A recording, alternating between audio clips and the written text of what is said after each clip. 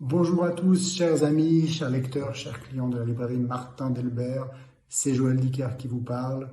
Ce petit message pour vous dire que nous aurions dû nous voir à la librairie Martin Delbert en vrai, en chair et en os, nous rencontrer. J'aurais pu signer vos livres, nous aurions pu nous serrer la main. Voilà, ce moment d'échange qui n'a pas pu avoir lieu en raison du coronavirus, mais qui, je l'espère bien, aura lieu dès que la situation sanitaire sera meilleure.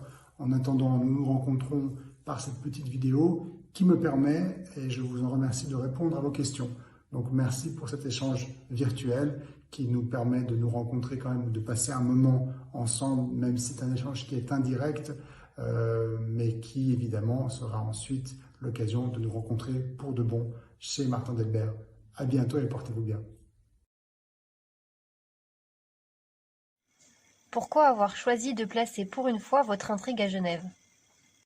J'ai choisi de placer mon intrigue à Genève parce que c'est la ville dans laquelle je suis né, dans laquelle j'habite, et j'avais envie de pouvoir raconter cet endroit. Voilà, c'est une ville qui m'est très chère. J'avais envie de pouvoir la partager avec mes lecteurs. Je suis un auteur suisse, donc il me semblait important d'avoir pour une fois un roman qui se passe en Suisse. Est-ce que les adresses mentionnées sont bonnes à retenir? J'y emménage au mois d'août. Oui, les adresses qui sont données dans le livre sont de bonnes adresses. Donc allez-y, courez-y. Bonne installation à Genève au mois d'août et allez vous régaler dans les différentes adresses où vous promenez, faire des tours là, au bord du lac Léman, sur l'île Rousseau, au parc Bertrand, partout. Voilà, c'est une ville magnifique et j'espère que vous vous y plairez. Bon déménagement. Quelle est la part de vérité et la part de romance?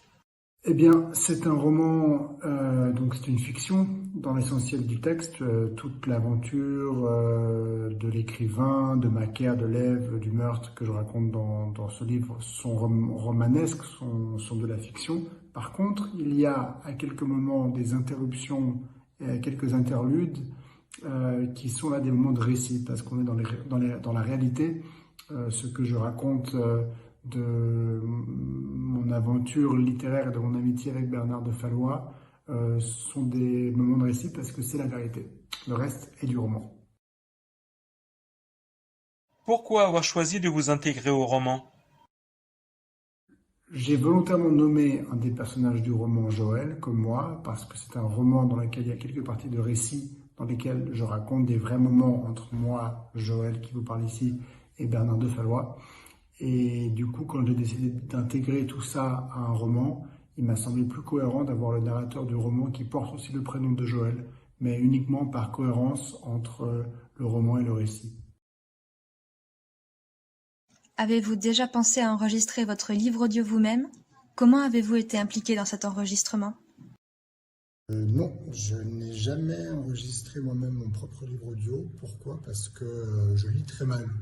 Bah, comme beaucoup de gens, hein, on sait tous lire, mais de lire bien un livre entier, donner voilà, cette envie aux auditeurs de vouloir entendre la suite et d'être vraiment pris dedans, c'est très difficile. Donc, pour ne pas dégoûter mes lecteurs, j'ai décidé de ne pas lire moi-même mes livres audio. Pourquoi avoir terminé le livre autour d'une citation connue de votre éditeur? Parce que je voulais donner à Bernard de Fallois le dernier mot. Est-ce que vous allez écrire un nouveau roman historique, comme votre roman Les derniers jours de nos pères? J'ai beaucoup aimé écrire un roman historique au moment de l'écriture des derniers jours de nos pères. Ça m'a donné ensuite envie de m'affranchir un peu du cadre historique qui, au fond, contraint un peu le roman. Donc la liberté du romancier dans un roman historique, elle est contrainte et limitée par les éléments historiques qui doivent être justes et qui sont donc imposés par l'histoire, l'histoire avec un grand H. Je m'en suis affranchi donc avec les romans suivants parce que j'avais envie de liberté, mais j'ai assez envie d'y revenir. Donc peut-être un jour, un prochain livre pourra être un roman historique. Quelle a été votre source d'inspiration pour la vérité sur l'affaire Harry Kéber? Mon inspiration pour écrire la vérité sur l'affaire Harry Kéber a été probablement mes nombreuses vacances enfants dans le Maine, où j'ai raconté voilà, dans Harry Kéber, je rends un peu hommage à cette côte Est qui a vraiment bercé toute ma jeunesse. Donc ça, je pense, c'était l'inspiration première. Votre livre La vérité sur l'affaire Harry Kéber a été adapté en mini-série télévisée. Est-ce que d'autres de vos livres sont prévus sur petit ou grand écran? Non, il n'y a pour le moment pas d'adaptation prévue. Il y a de l'intérêt pour adapter les autres romans qui existent, dont L'énigme de la chambre 622, mais les précédents aussi. Mais on verra. Il faut se montrer patient. Vous savez, les projets cinématographiques, que ce soit un film ou une série, prennent souvent beaucoup de temps pour se mettre en place. Donc patience et surprise peut-être. Partez-vous d'un fait divers et votre imagination foisonne d'idées, ou vous imaginez un événement et vous avez déjà la trame de l'histoire ainsi que le dénouement? Non, je ne pars jamais d'un fait divers ou de quelque chose qui existe, parce que mon plaisir à moi, c'est l'écriture d'un roman, c'est-à-dire d'une fiction, c'est de pouvoir tout inventer. Donc j'aime pouvoir tout inventer, et du coup, en général, je ne m'inspire pas du tout de ce que je lis dans le journal, d'un fait divers, d'un crime qui a lieu, parce que je veux pouvoir être dans la création totale. Vous avez expliqué dans plusieurs interviews que vous écriviez sans plan. Comment faites-vous pour être sûr que tout est ensuite cohérent et qu'il n'y a pas de contradiction? J'écris sans plan, et je raconte ça parce que pour moi, c'est pas du tout une prouesse. C'est au contraire, ça explique pourquoi mes romans sont parfois des gros romans épais avec beaucoup de rebondissements, beaucoup de personnages, parce que je me laisse guider par mon envie, tout simplement. J'ai pas un plan que je dois suivre et qui me contraint ou qui me limite.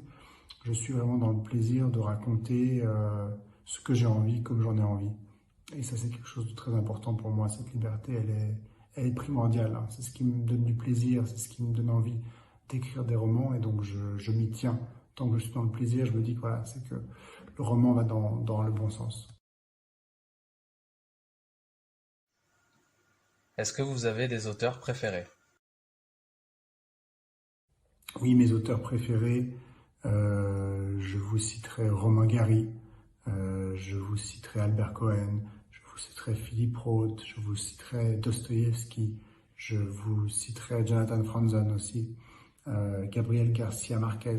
Ces auteurs-là sont tous des auteurs qui m'ont vraiment marqué dans leur esprit romanesque. Ce sont des écrivains qui écrivent des romans au long cours, de souffle, où il se passe énormément de choses.